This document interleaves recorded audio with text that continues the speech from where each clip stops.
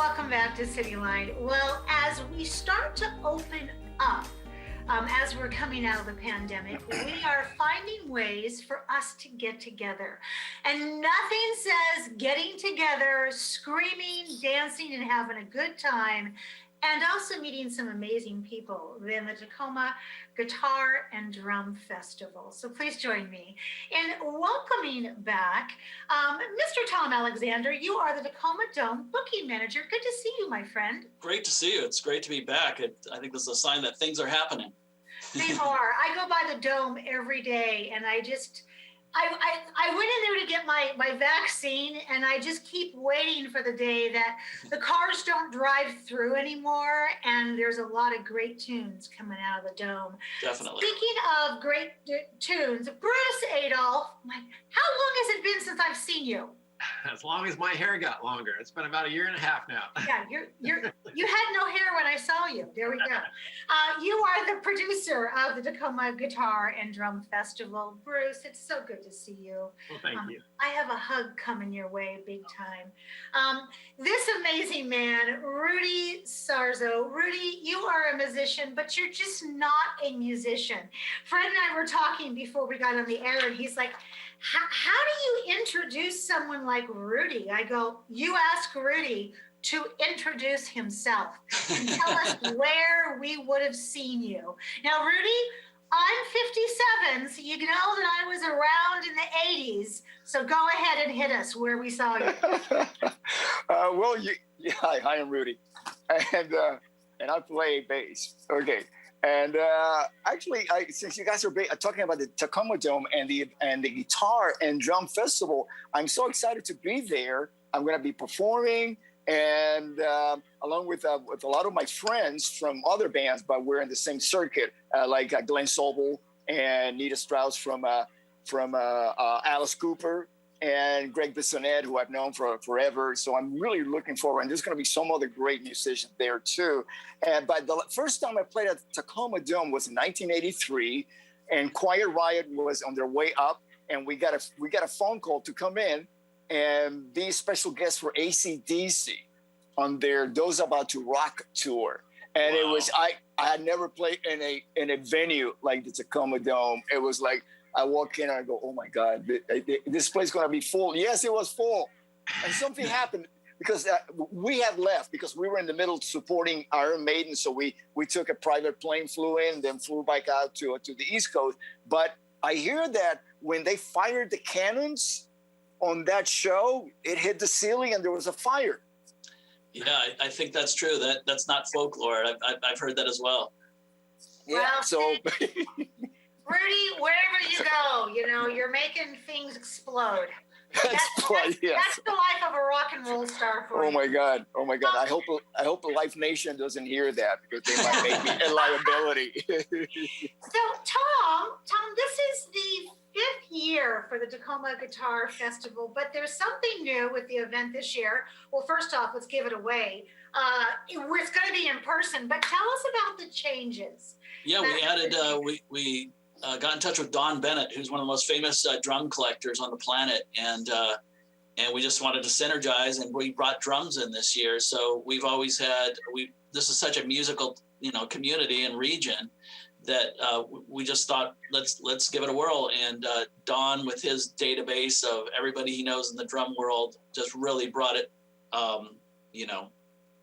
to the situation. So yeah, we're going to have a whole drum zone, a whole separate acoustically isolated area in our exhibition hall for all the drummers. We got, like Rudy mentioned, great performances with Gregg Bissonette, who's just a legend, playing with Ringo and David Lee Roth and many, many more. And Glen Sobel, who plays with Alice Cooper. And so we're going to have not only the great performances, but every piece of vintage drum gear and new drum gear you can imagine, in addition to all the great guitar stuff. Oh, yeah, I'm already there. I can see it in my mind. Bruce, let's talk about who are some of the vendors and what are some of the products that we're going to see, because the educational part of this is always amazing. Well, sure. Well, Amanda, just like this is the largest gathering of musicians in the Northwest, it's also the largest gathering for the vendors. And there's a vendor community. And it's really neat because they haven't got together for over a year now either. And it's kind of like Rick King from Guitar Maniacs, who's still right here in Tacoma. He always says, Bruce, it's like a high school reunion every time we get together at a guitar show. You see all your friends, and you make new friends. So we got big sponsors with Paul Reed Smith and Breedlove Guitars and Ted Brown Music, and we've got all the music stores in the area: Guitar Center, Mike and Mike's, Thunder Roads, River City, Diablo Guitars, all kinds of guitar stores, and then personal collectors that want to sell. And we've got the boutique guys that build guitars or drums or amps or pedals and things. So it's going to be great. A really good meeting of the community again. There's a pent-up demand for it. We really miss community. I've told people this for years, when they come, that yeah, sure, you want to sell a guitar, you want to buy a guitar, that's great, but it's the community that counts too. And now that we've had it taken away, people realize that what I was saying was true. People do miss community. And so you're welcome to bring your guitars. And now we'll talk a little bit later about guitars, but there's such a drought right now for guitars. There's a real need for them. So this is going to be a neat thing. Well, you were talking about community, and I have to out myself. I'm walking by Joe Riggio's house trying to hear him play guitars because he makes great guitars, because I'm missing live music so much. But let's go into that. Let's talk about how can there be a guitar shortage because of the pandemic? I mean, we stayed inside. So help us understand this, Bruce. The magnitude of it. Taylor Guitar has 100,000 guitars on order that they have to make. If you order a Martin guitar right now, it's a year to year and a half wait.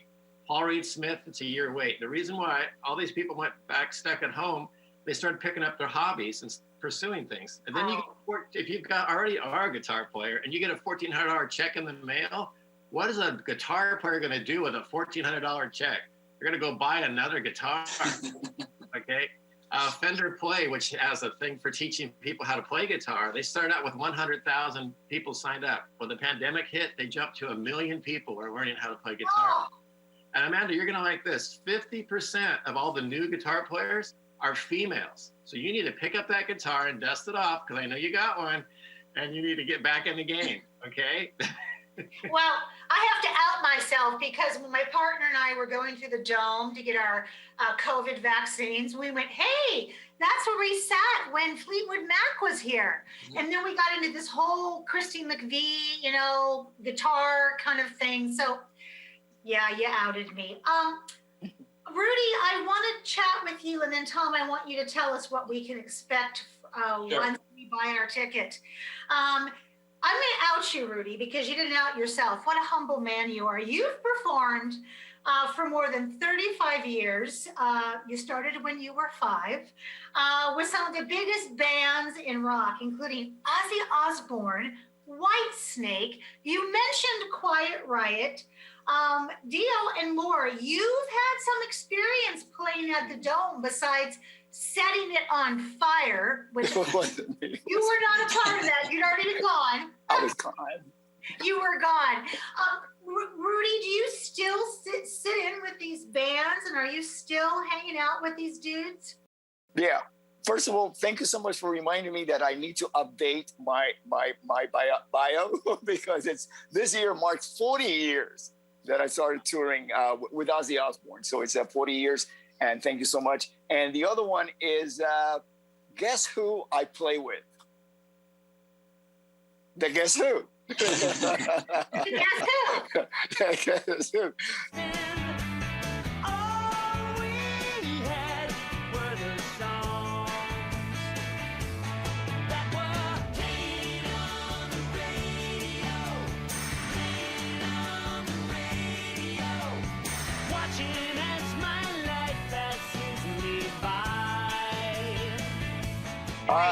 So that's that. It's great to play. I grew up listening to the music of the Guess Who, and I played it in bands when I was a teenager, and because they go back to 1965, and I was definitely a teenager back then, and so it's really great to actually get to play correctly the music that I used to play back when I was playing in high school bands. Because now, so many years later, I really know how to play my instrument better. Yes, absolutely. And of course, for people who are too young to remember the Guess Who, I mean, we're talking Burton Cummings, we're talking Randy Bachman. I mean, these are just people that grew up with that are like, you know, the big who's who of that band. Absolutely. Great songs too. Yeah, your appearance at this event will allow a lot of your fans to get up close and personal. What are they going to see when they're are going to get to see here in Tacoma when it comes to you? Yeah, I talked to Tom about the program, and what we're going to do is I'm going to play at the performance. I'm going to be performing bass, and then there's going to be a Q&A, and then followed by another performance with the whole band. I believe Glen Sobel and Nita Strauss is going to be joining in. We're working that out. Or you're working that out. Yeah, I mean, but something there'll be sparks and explosions happening at the end anyways. And then I'm going to be doing a meet and greet. Right? Yes. Right, Tom? Yeah. Oh, definitely, yeah. Yeah, it will be a meet and greet. I'm actually bringing copies of the book that I wrote, Off the Rails, and I'll be there to sign them and dedicate them and take pictures with everybody that gets a book and so on. All right. So, Tom, when is Rudy's meet and greet? Because you know that line's going to be around the building. Oh yeah, absolutely. No, I believe he gets off stage around 12:30 because he starts around 11:40, and so gets off stage around 12:30, and then so it's going to be sometime, within that range. We got to figure out if the jam session is going to happen immediately after he plays, or if it's going to happen after Nita plays. But yeah, people should make a plan to just come down here and hang out. There's going to be so much stuff to see. So from the performances to meeting Rudy to getting a copy of the book and to walking around and seeing all the exhibits. I mean, there's going to be. It's not like you just come here and see one thing and go home. It's planned for the day. I mean, it's going to be awesome. There's so many things to see and do. I love that. Yeah. And Tom, is there food? Yeah, we're gonna have our normal Tacoma Dome food vendor here. Coffee, actually beer and wine if people want to walk around and do that. But the usual fare for food. Absolutely. Bruce, how do we get tickets? Okay, well, they're always available at Ticketmaster because the Tacoma Dome is a Ticketmaster venue. But you can walk up the door. It's $20, gets you both days, and that's free parking. So all the workshops, performances, we have 100 vendors. But one thing to keep in mind, vintage guitars are worth more money than they've ever been right now because of that guitar drought. So if you got an old guitar under the bed or your dad's old guitar, bring it. We have several buyers from several different companies that want to help you evaluate your guitar and maybe give you some nice cash for it as well. So you want to come to the door, it's just $20, free parking. Kids 12 and under are free with a parent or guardian. And there's going to be hundreds of guitars there. Hundreds, lots of basses for Rudy to play. There we go. So, Tom, before I ask Rudy our last question, let's talk about COVID and COVID safety within that dome and within this event. What should people expect? Absolutely. With all the time we had this year, our maintenance team have done great things with our air movement and that sort of thing, and we have nonstop sanitation options throughout the building.